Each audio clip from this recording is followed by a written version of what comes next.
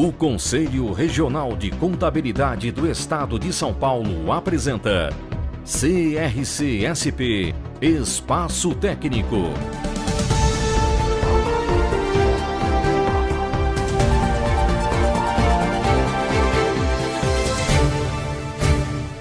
Olá, estamos começando mais um programa do Espaço Técnico do CRC. E hoje nós vamos falar sobre o ICMS, o Imposto sobre Circulação de Mercadorias e Prestação de Serviços, que está com novas regras. Nesta edição, o programa Espaço Técnico, você ficará sabendo das atualizações relativas a este importante imposto. E para que você fique por dentro dos pontos mais importantes do ICMS, está presente conosco o contador e palestrante Felipe Roberto de Miranda. Seja bem-vindo, Felipe. Muito obrigado.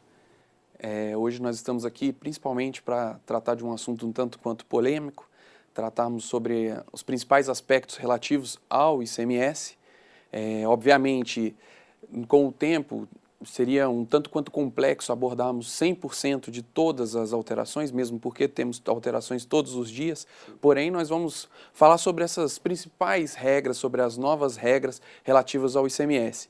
Eu trouxe hoje uma sopa de letrinhas, primeiramente, Nós vamos falar um pouquinho sobre substituição tributária, vamos falar um pouco acerca do código que veio para aderir à própria substituição tributária, o SEST. Vamos falar um pouquinho sobre diferencial de alíquota, o DIFAL. Vamos comentar um pouco acerca do Fundo de Combate à Pobreza. Em alguns estados eles chamam de FECP ou FCP. E vamos falar um pouco sobre a DE-STDA, que é a Declaração de Substituição Tributária, Diferencial de Alíquota e Antecipação do ICMS. Para iniciarmos nosso assunto, primeiramente a gente tem que ficar claro acerca do que de fato é a substituição tributária.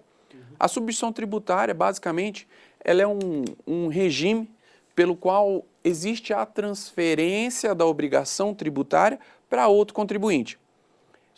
Como a gente pode observar, nós temos dentro de uma cadeia produtiva, vamos pensar numa cadeia produtiva bem simples, não muito complexa, mas teríamos quem produz, a indústria, teríamos um atacadista, teríamos dentro dessa cadeia da venda, a operação que ocorreu da indústria para o atacado, do atacado para o varejo e do varejo para o consumidor final.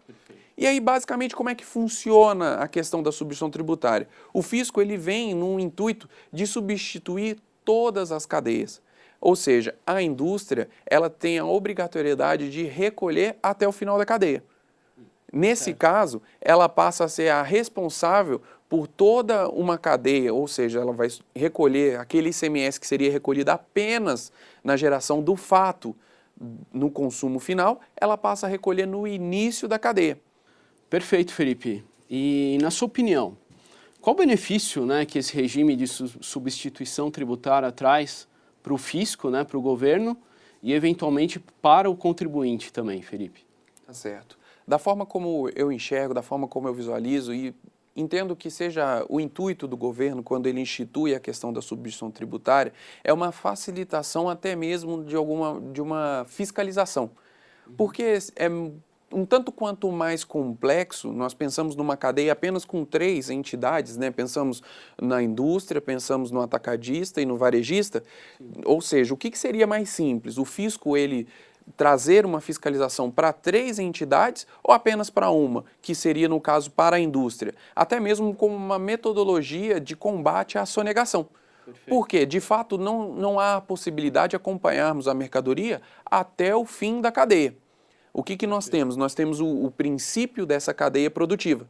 Tendo isso como base, seria muito mais simples para o fisco ele saber exatamente o recolhimento do ICMS já para o final da cadeia. E isso faz com que aumente a arrecadação e seja interessante para o fisco em si. Nós podemos até citar como exemplo, talvez, o grande fabricante de bebidas, de refrigerantes, E os bares, né? Os bares, restaurantes, né? Que são inúmeros. Exatamente. Fabricante você tem apenas 1 ou 2 ou 10 no máximo. Exatamente. Enquanto que a parte de varejo é muito ampla, né? No país inteiro. Exatamente, Márcio. Eu até complementaria da seguinte maneira. Esse ano, né, com o convênio ICMS 92 de 2015, nós tivemos uma grande novidade. Sim. Porque foi, como eu posso dizer, uma organização do próprio fisco para com a substituição tributária.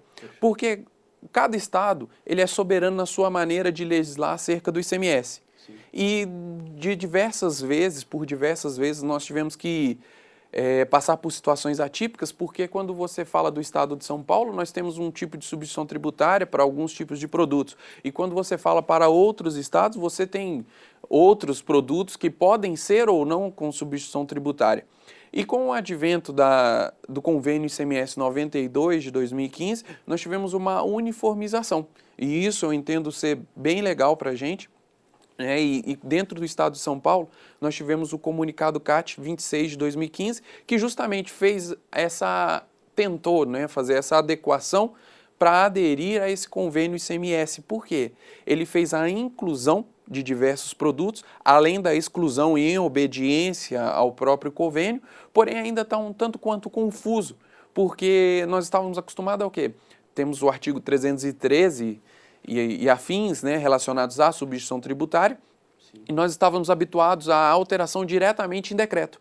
Com esse comunicado CAT 26 de 2015, nós tivemos o quê? Nós tivemos que parar e olhar as duas legislações, porque agora eu tenho que olhar tanto o 313 e afins, quanto o meu próprio comunicado, porque até mesmo no comunicado é previsto, ele diz o seguinte, olha, nós estamos fazendo essa adequação nesse momento, talvez por falta de tempo hábil, ou talvez por falta de qualquer outra coisa, porém, em momento hábil e em tempo hábil, nós faremos as alterações no próprio decreto. Eu acho até engraçado, porque tem vezes que nós temos que olhar e falar, olha, mas tem a substituição tributária.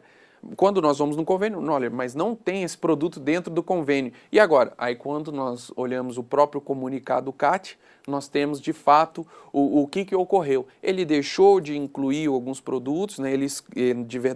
Na verdade ele excluiu e incluiu outros produtos. Tá? Então, em tese, o que o governo fisco procurou fazer, né, a Confas, seria padronizar, né, os produtos que estão sujeitos à substituição tributária em todos os estados, né, exatamente.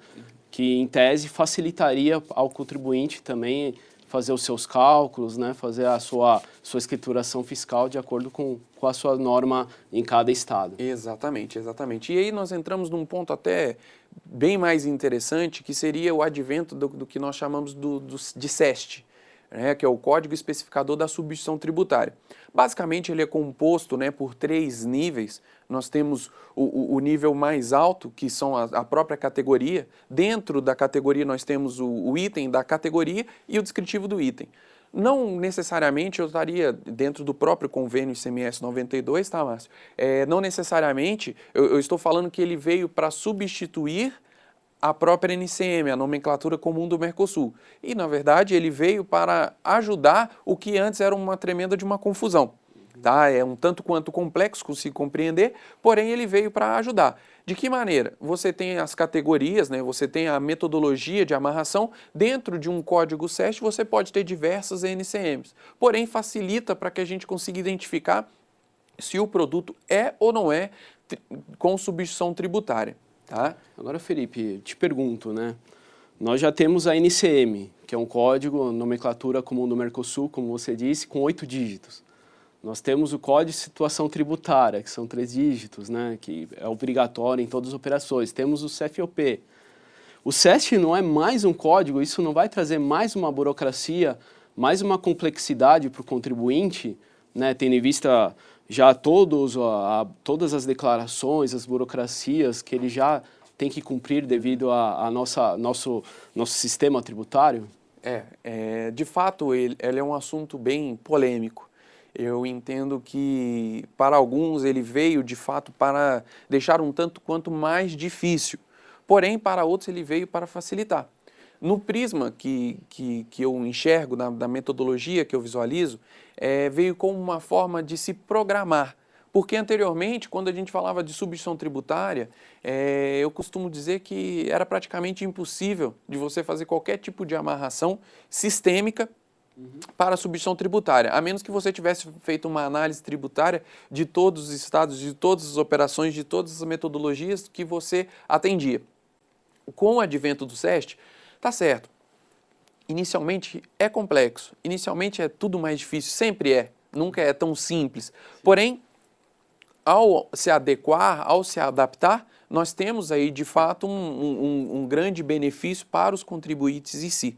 Tá? E aí, onde que entra isso? Porque quando eu vou lá no convênio ICMS e olho os anexos, do anexo 2 até o anexo 39, eu consigo observar de fato quais são os produtos que estão na substituição tributária.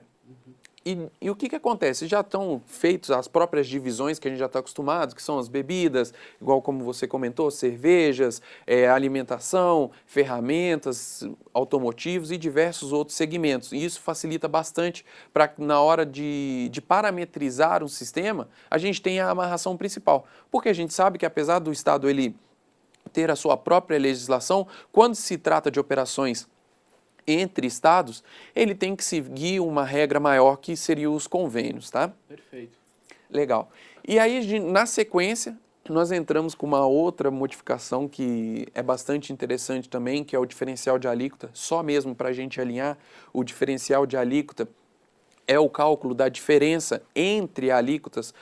Basicamente, eu pego a minha operação entre estados, eu tenho minha alíquota interestadual e tenho a minha alíquota interna do estado de destino, que é o que a gente chama, um menos o outro, nós chamamos de DIFAL, ou diferencial de alíquotas. Para os mais íntimos, né, é o DIFAL. Basicamente, nós temos essa existência do diferencial de alíquota lá no artigo 155 da nossa Constituição Federal, que vai tratar acerca da competência dos estados. Então, quando eu olho o artigo 155, inciso 2º, ele trata acerca do ICMS. Desço mais um pouco nessa legislação, no parágrafo 2º, eu tenho a tratativa específica relacionada ao próprio ICMS. E aí eu tenho o quê? O meu inciso 7, que são o quê? As operações interestaduais, foi onde ocorreu a modificação com a emenda constitucional 87, tivemos essa modificação. Com essa modificação, o recolhimento passa a existir em praticamente todas as operações do diferencial de alíquota. Então, quando eu executo uma operação interestadual, anteriormente nós pegávamos e se eu vendia para um consumidor final fora do estado, eu tinha que tributar a alíquota de destino dele. Agora não. Agora todas as operações interestaduais devem ser tributadas pela própria alíquota interestadual. Perfeito. Agora, em resumo, quais empresas estão sujeitas a esse diferencial de alíquota, Felipe? Porque às vezes surge uma dúvida, né? O que é o consumidor final, se é consumidor final, se é contribuinte, se é não contribuinte. Então, de fato, quais empresas estariam sujeitas a esse recolhimento e de quem é a responsabilidade pelo recolhimento, Felipe? Legal, excelente. Ainda nós estamos presos, né, ao 155, estávamos falando, parágrafo 2º, fomos no inciso 7º, agora nós vamos descer para o inciso 8º. No inciso 7º nós falamos que todas as operações interestaduais deveriam ser tributadas a alíquotas interestaduais. E agora, quando você me pergunta acerca da responsabilidade, nós temos uma divisão, nós temos uma bifurcação nesse caminho, porque aí eu vou no inciso 8. No inciso 8 ele fala que a responsabilidade pelo recolhimento se dá para quem originou a mercadoria quando o receptor ou o destinatário dessa mercadoria for consumidor final não contribuinte. Perfeito. Tá? E aí continua a mesma metodologia de recebimento de mercadoria quando quem está comprando é contribuinte do próprio imposto, ou seja, ele é contribuinte do ICMS. Tá? E um ponto importante que a gente tem que observar é o seguinte, porque eu começo a falar agora uma importância maior para as alíquotas. Nós temos uma divisão acerca das alíquotas, que são as minhas próprias alíquotas internas, que cada estado, através do seu poder soberano, determina 7, 12, 18, 25 e por aí vai. Né? E nós temos as alíquotas externas. Essas alíquotas externas, elas são importantes por quê? são determinadas através de resoluções do Senado. Por exemplo, nós tivemos a Resolução 13 de 2012, que alterou a alíquota interestadual para produtos importados, né, para 4%, exatamente, e as demais alíquotas que são tributadas de acordo entre estados, né, de acordo com a determinação do próprio estado. Tá? Um outro ponto interessante que você comentou comigo foi acerca do contribuinte. O que caracteriza, né, o contribuinte do não contribuinte? Exatamente, é um ponto até um tanto quanto tenso, porque se eu vou na Lei Candir, na Lei Complementar 87 de 96, eu extraio o seguinte do artigo 4º.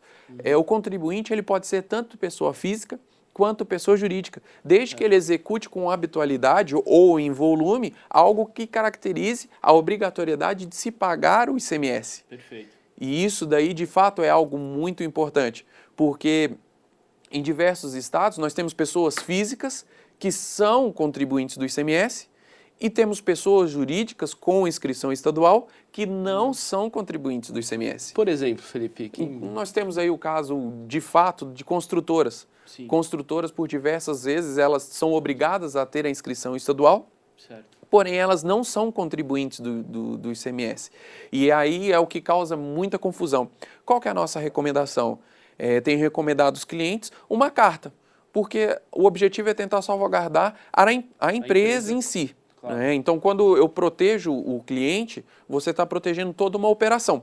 Perfeito. Então, olha, faz uma carta, você é contribuinte ou você não é contribuinte? Então, gera esse questionamento, né?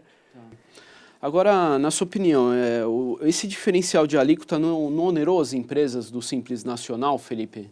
Excelente pergunta. Até mesmo nós já íamos entrar com relação ao Simples Nacional e como fica o Simples Nacional. Sim. Nós tivemos uma liminar, uma ADI, que veio a suspender as operações de Simples Nacional com relação ao diferencial de alíquota. Por quê? Da mesma maneira como você apontou na sua pergunta, nós fomos onerados ao haver essa modificação, nós tivemos um aumento da nossa carga tributária. Dados do próprio Sebrae, né, nós tivemos um aumento da nossa carga tributária para empresas do Simples Nacional em 74%.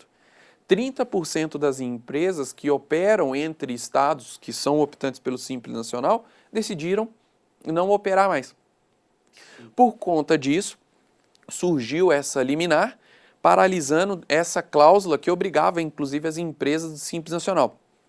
Para o estado de São Paulo, nós temos um comunicado CAT número 8 de 2016, que diz o seguinte: a partir do dia 18 de fevereiro, você não precisa mais recolher o diferencial de alíquota para empresas do Simples Nacional quando você fizer operações interestaduais. Porém, um ponto a ser observado é que desde o dia 1 de janeiro até o dia 17 de fevereiro de 2016, essa operação ainda deveria ser tributada. Sim, estava em vigor, né? Não exatamente, tinha nenhuma decisão a respeito. Exatamente. Com relação à partilha, porque também é um ponto tanto quanto polêmico. Sim, qual seria esse objetivo, né, do diferencial da alíquota, né? Por que o governo implementou isso? Né? Exatamente. Com a implementação desse diferencial de alíquota, nós tivemos aí uma grande modificação com relação à arrecadação. Perfeito. Nós temos estados que são produtores e estados que são consumidores. Certo. Os estados que são consumidores, eles estavam perdendo a arrecadação porque hoje, com o advento da internet, se torna muito simples você ligar do seu estado, por mais distante que você esteja, e solicitar uma mercadoria que seja entregue para você. Então, os estados consumidores não estavam recebendo aquele ICMS.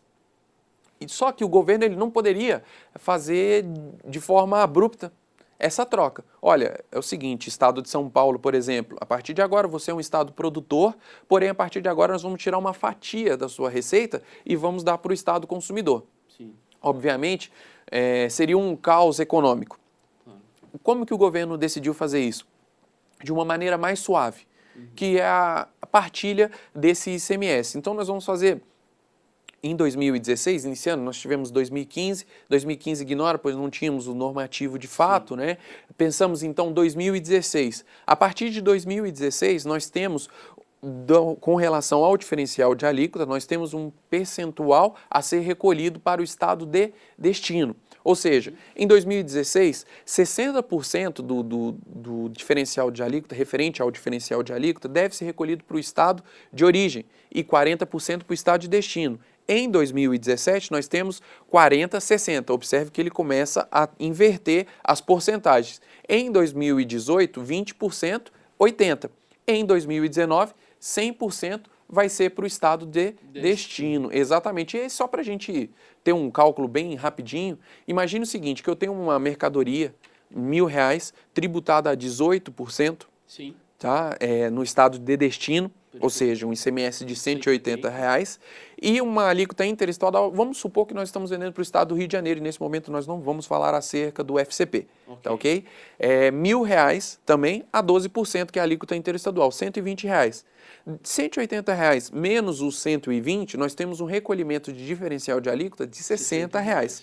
Nesse momento, em 2016, nós temos que recolher 60% para o estado de São Paulo, ou seja, R$36 dos R$60, Sim. e para o estado de destino, ou no caso o Rio de Janeiro, que é o nosso exemplo, 40%, R$24. Perfeito. Tá? Então, assim, só para a gente ter uma ideia aí de como que funciona o cálculo, tá? A finalidade, por fim, né, o recolhimento total vai ficar para o estado de destino quando se tratar de venda para não contribuintes, certo, Felipe? Exatamente. Agora, como que é feito esse recolhimento, Felipe? Como funciona o recolhimento do diferencial de alíquota ou de FAO? Legal.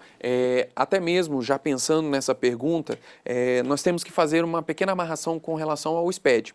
Tá? Basicamente, nós temos o recolhimento relacionado à GNRE, tá, ok? Cada estado ele tem a própria guia, porém, de uma maneira geral, nós devemos fazer o recolhimento através de GNRE, guia específica, né? Nós temos os códigos, inclusive, códigos específicos, e dentro do SPED nós tivemos algumas modificações no ato COTEP.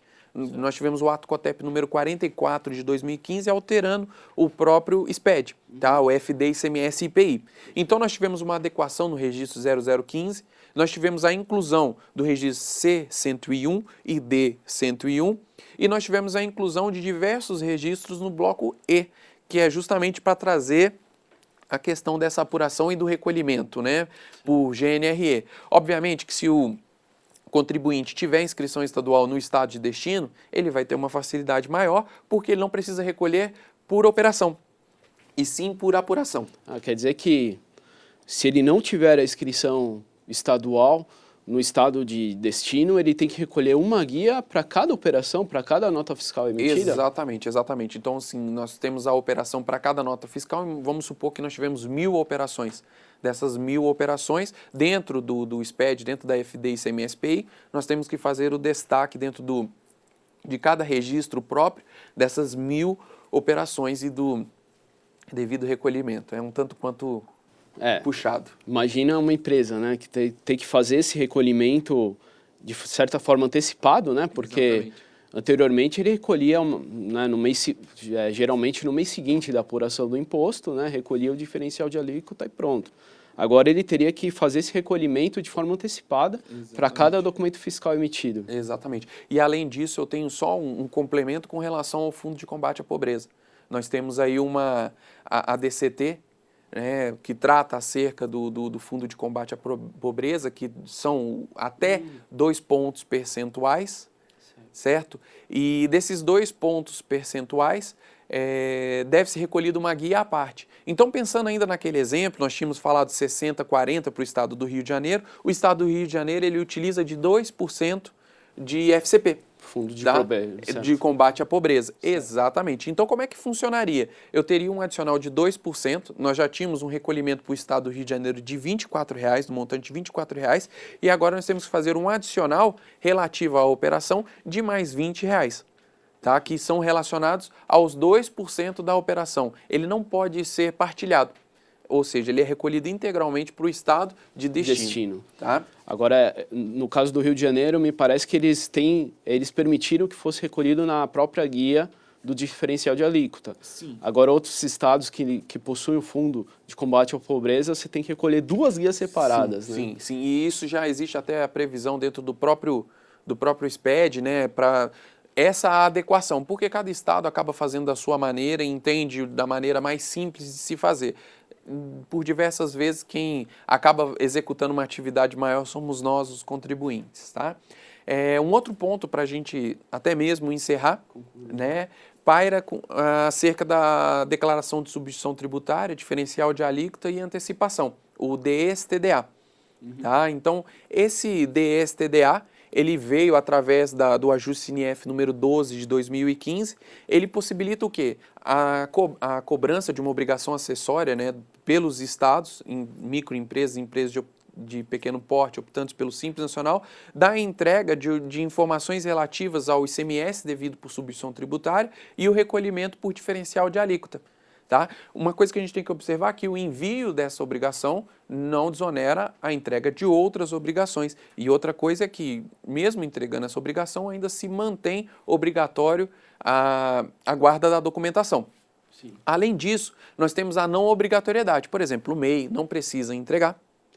Tá? E empresas que já bateram no sublimite estadual de Simples Nacional, elas também não estão obrigadas à entrega da DSTDA. Tá? E, Felipe, mas eu não tive movimentação nenhuma. Como é que eu faço? Olha, você tem que entregar mesmo assim. A entrega é todo dia 20. Um ponto importante, porque o pessoal já começa a ficar preocupado, e aí quando que eu tenho que entregar? Nós tivemos aí a CAT 59 de 2016, que prorrogou a entrega. Antes nós tínhamos que entregar aí até o dia 20 de abril, os fatos geradores de janeiro, fevereiro e março, foram prorrogados para agosto. Tá certo? Então nós tivemos aí a prorrogação para até o dia 20 de agosto dos fatos de janeiro a junho. Perfeito. Vão ter que ser entregues de qualquer forma. De forma acumulada. Exatamente. Perfeito. Porém, nós temos uma facilidade aí. Muito bom, certo? Felipe. Excelente. Bom, Felipe, muito obrigado pelos seus esclarecimentos, né, pela sua participação. Eu que agradeço a oportunidade. É maravilhoso poder contribuir um pouquinho com a nossa classe. Muito bem, o espaço técnico sobre ICMS e novas regras, atualização, termina aqui. Mas a TV CRC segue com muito mais informação sobre a área contábil. Curta também a nossa página no Facebook. Obrigado pela audiência e até o próximo programa. Acompanhe a programação da TV CRC-SP.